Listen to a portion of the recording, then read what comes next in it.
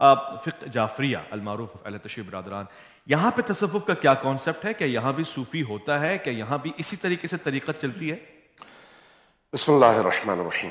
دیکھیے موضوع اہم ہے، اس لیے آدھی بات سے کنفیوژن پیدا ہو سکتی ہے، اس لیے بات مکمل ہونی چاہیے اور سب کو موقع ملنا چاہیے کہ اس بات کا حق ادا کر سکیں. پہلی بات یہ ہے کہ جب ہم تصوف کہتے ہیں تو تصوف آج کی اصطلاح ہے، نبی کریم کے دور کی اصطلاح نہیں ہے. لہٰذا جب آپ تصوف کہتے ہیں تو فوراً اعتراض اٹھ سکتا ہے کہ یہ نبی کے دور میں نہیں تھا، لیکن جب ہم معنی کے لحاظ سے دیکھتے ہیں تو معنی اس زمانے میں بھی موجود تھا. اچھا.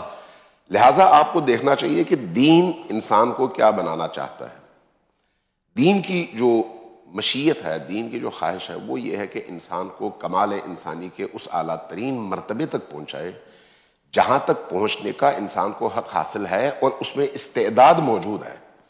لیکن ہر انسان وہاں تک نہیں پہنچ سکتا.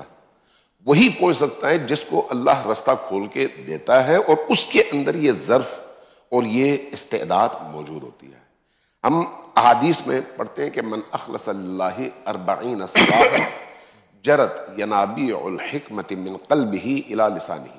اچھا. اگر کوئی شخص صرف 40 دن تک اپنے آپ کو اللہ کے لیے خالص کر دے، اللہ تبارک و تعالیٰ اس کے دل سے حکمت کے چشمے اس کی زبان پر جاری کر دیتا ہے 40 دن کے اخلاص کی وجہ سے. تو یہ جو شریعت کے احکام ہیں، جتنے بھی فرائض، مستحبات، واجبات، جتنے بھی فقہی احکام ہیں، ان کی جو روح ہے وہ انسان کو اس اعلیٰ ترین مرتبے تک پہنچانے کے لیے ہے. عام طور پر ہم ظواہر سے چمٹتے ہیں، روح کی طرف توجہ نہیں دیتے. ٹھیک ہے، اس وجہ سے ہم ان مقولات سے، ان اصطلاحات سے بے بہرا اور محروم رہتے ہیں. اب نبی کریم کے اپنے دور میں جب یہ جو اس طرح کی احادیث ہیں، ان احادیث کا آپ مطالعہ کریں تو ان کا مطلب کیا ہے. مثلا ایک حدیث ہے، لولا تکثیر فی کلامکم وتمریج فی قلوبکم لرأیتم ما ارى ولسمعتم ما اسمع. یہ نبی کریم نے فرمایا کہ اگر تمہاری زبان میں فضول باتیں نہ ہوتی کثرت سے، اور اگر تمہارے دل میں ہمیشہ وسوسے اور مختلف قسم کے خیالات پیدا نہ ہوتے تو تم وہ دیکھتے جو میں دیکھتا ہوں، وہ سنتے جو میں سنتا ہوں. یعنی انسان نبی نہیں ہوتا لیکن اپنے باطنی کمال کے حوالے سے اس مقام تک پہنچنے کی استعداد اور صلاحیت رکھتا ہے.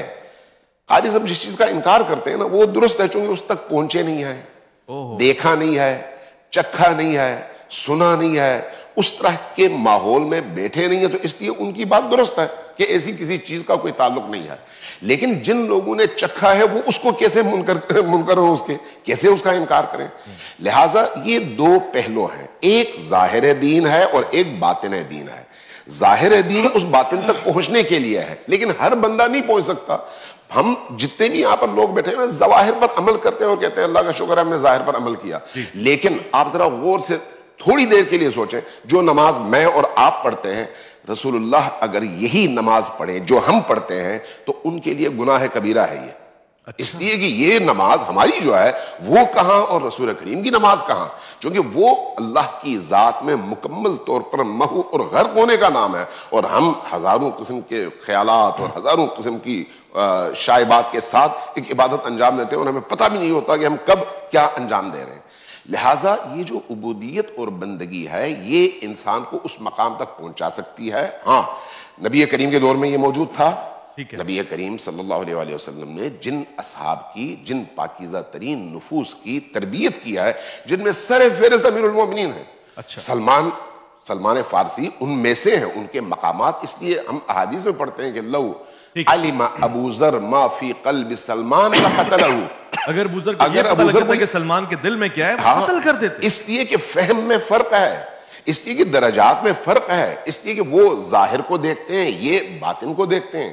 اسی طرح سے نبی کریم کے اصحاب میں ظواہر اور بواطن کے حوالے سے بہت سارے لوگوں میں بہت بڑا فاصلہ ہے اور فرق ہے.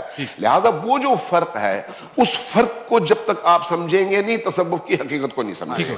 اب جو بات تصوف کے حوالے سے وہ یہ کہ بات کے ادوار میں تصوف یعنی ایک خاص قسم کے حلیے کے ساتھ، ایک خاص قسم کے لباس کے ساتھ اس معنوی دین کے پہلو کو اپنانے والوں نے خاص حلیہ اپنایا، اور وہ بھی صوف، یہ جو اون کا لباس تھا اس کی وجہ سے جب وہ لباس پہنتے تھے تو اس صوف کے لباس کی وجہ سے ان کو صوفیہ کہا گیا، اور آہستہ آہستہ وہ پورا شعبہ تصوف کہلایا، ورنہ اصل میں وہ وہی دین ہے، اور دین کی اصل حقیقت مگر اس روح دن میں ہے۔ رہبانیت تو نہیں ہے، یعنی یہ جو لبادہ اوڑا ہے اور اس کو خاص کر دیا گیا کہ جی وہ دین بالکل دنیا داری سے ہٹ کر میں یہی کہہ رہا ہوں، صوفیہ کا جو